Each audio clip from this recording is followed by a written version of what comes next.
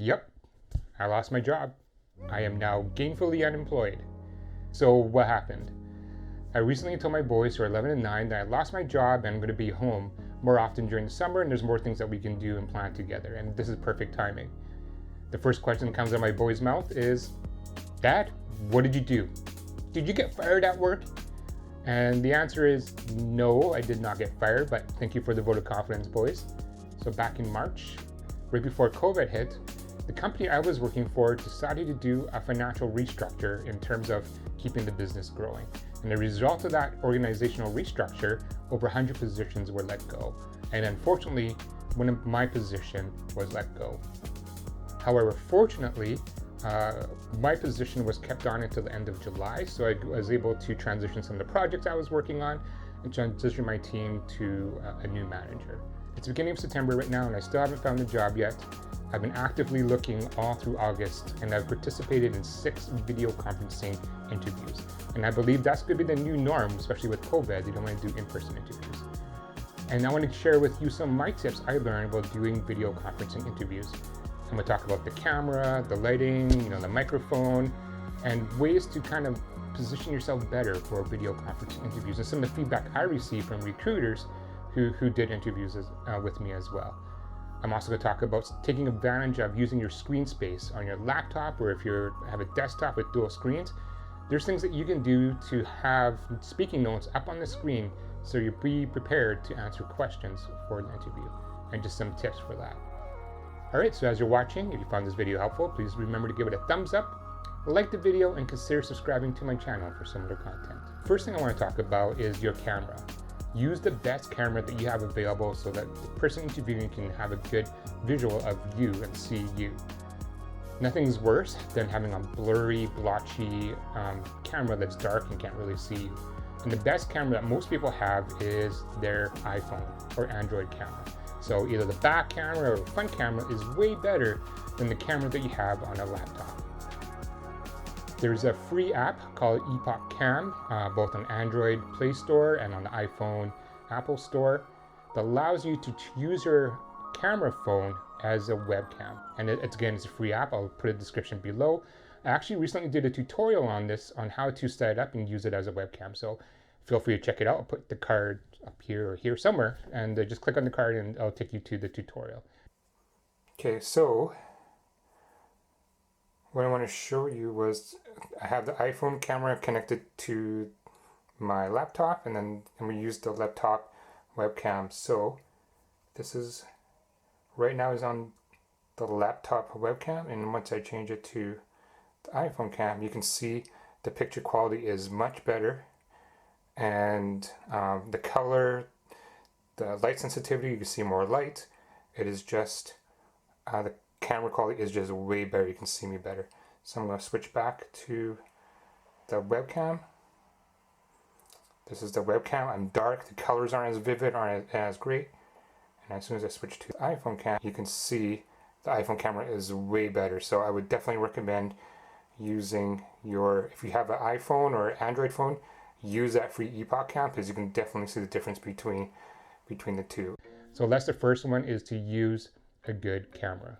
So the second thing I talk about is how to angle position your camera. So make sure the camera is facing you straight on and not looking down and up at you, especially for people on laptops where the camera, you're tilting it this way to kind of angle you. It kind of looks up and doesn't look very good. Make sure it's kind of showing head on. If you need to, raise your laptop up so that the camera is faced with you on as well. The third thing I want to talk about is your lighting. Make sure you're in a well-lit room and you're not against a window like I am behind, where it casts shadows on you because it's so bright. And make sure that if you have the capabilities to have lighting that lights you up. So in this case, if I turn off my light, you can see that I'm in the dark and it's very hard for the person interviewing to see me. And it's just because I'm behind a window and it's casting a shadow on me right now and I'm trying to face. So the third tip is to make sure that you have lighting, proper lighting.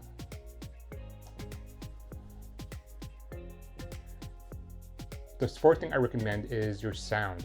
you want to make sure the person who is interviewing you can hear you clearly. And you don't want to be so far away from the microphone that you're shouting at the microphone or that they can't hear you because you're at distance and there's a bit of an echo. I want to do a quick comparison of using the built-in microphone in this laptop versus using a headset with the microphone built into it. So this is my voice. I'm not shouting, I'm just kind of talking normally using the built-in microphone.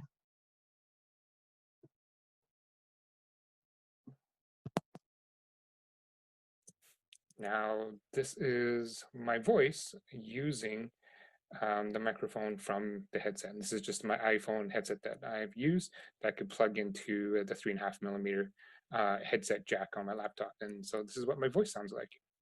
So you want to make sure that you have really good sound quality. And the best way to do that, again, if you use your phone as a webcam, is you can plug in a wired headset to your headphone and listen and talk this way. So here I have this iPhone generic headset, and the mouthpiece is right here. So as you plug it in, you can see that it's closer to your mouth and the person can hear you a lot clearer. And again, if you're using Epoch Cam, the free app that you can use this as a webcam, you can actually choose the source to come right from your headset. So whether it's wired or Bluetooth, you can choose from that. Good thing I suggest is to turn off notifications on your watch or on your phone. I've done, out of the 6 interviews, I had 2 interviews where the person recruiting me, did not turn off their phone and actually went off in the middle of the interview. And it was very distracting for me, and it broke my pace, it broke my concentration when they asked me to stop, and they either turned it off, and in one case, someone actually was responding to their phone during the interview. And I found that very distracting and not very professional in my opinion. So I would strongly recommend that you turn off your phone and silence it. And also silence, if you have an Apple Watch or a smartwatch, I would also suggest you would silence that as well.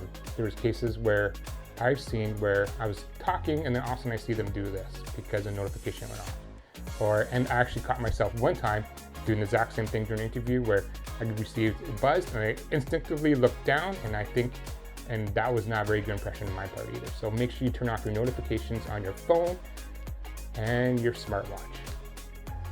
So the 6th advice I have is to use the real estate on your computer screen use the real estate on your screen for speaking notes. So in my setup, I have dual screens. My main screen I have is notes about myself, some common questions they have, and I kind of list through all the different experience I have. And then the second screen I have on my left is notes about the organization or the web page of the organization, and specifically about the About Us section. 2 out of the 6 interviews that I've done so far actually asked me about what I knew about the organization and asked me to tease some information out about it. And because I had that page up on the screen, I was able to refer and talk about it, like their vision, their goals, their strategic plans. I had that on the screen and I was able to see that. Obviously, you should be researching the company and doing your due diligence, looking at their About Us, if they have annual reports and their strategic goals and vision, mission statement. You should do that all ahead of time, which I always do for no matter what company I work for, but then I also have it up on the page so that kind of cues me in to remember what I'm talking about. So that's a 6th tip I have, is use the real estate to have information at your hand ready to answer questions during the interview process. Obviously do it when they're looking down, but it's okay to scan down a bit and then go back up and continue talking. Don't do this. Don't read it verbatim and go back and forth. They'll see your eyes and you see your reading, but try to do sadly, look down quickly and then look back up and continue talking. So the 7th tip I have is to make sure your connections are working well ahead of time before the interview process. The last thing you want to do is join the interview online and then you can't turn on your camera, you can't turn on your microphone, and then you have to explain you have technical difficulties and you're asking the recruiter, the person interviewing you, to wait as you get set up. And that really throws them off and does not leave a good impression. For Zoom, WebEx, GoToMeeting, Google Meets, click on the link ahead of time and you can actually set up your camera, your microphone to make sure it's working. And you can actually test your camera and test your microphone. So I'll do a demonstration on Zoom here, but test those things to make sure it's working correctly. It also gives you a chance to review your setup, make sure the lighting and the environment is working for you. So prepare ahead of time. Now, if for some reason, and it's happened to me where GoToMeeting, when I did the test ahead of time, wasn't working correctly. For some reason, the camera software I was using just was not connecting. Like the Elgato was not connecting to GoToLink. I politely asked the recruiter if we can use Zoom or Google Meets to send me a different link so that I can use my video camera ahead of time. And that person had no problem sending me a new link with a different service to make sure that we were able to do the video chat. So the last tip is a general tip, and it's not a technical tip, is look presentable. Groom yourself, dress yourself as if you were going there in person. So in my case, I'm gonna shave, I'm gonna comb my hair, put a dress shirt on, put a tie on, and so I look professional looking. And they can tell that on the camera. So those are the tips I have based on my experience in the last month of doing video conferencing interviews. And I hope you found those helpful, and hopefully you learned a few things to help you with your own interview process. I want to take some time now to kind of encourage those of you who are like me, who are unemployed, looking for work. And I know a lot of people have been unemployed or laid off or furloughed because of COVID. And and we're all looking for work, trying to support ourselves or support our family. And so I wanted to encourage you guys to keep plugging away at it.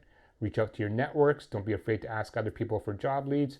Just keep plugging away at it and applying for jobs no matter how many you apply for. Just keep finding those jobs, keep searching. All right, so that's all I have today. This is a pretty long video, so thank you guys for watching, and until next time.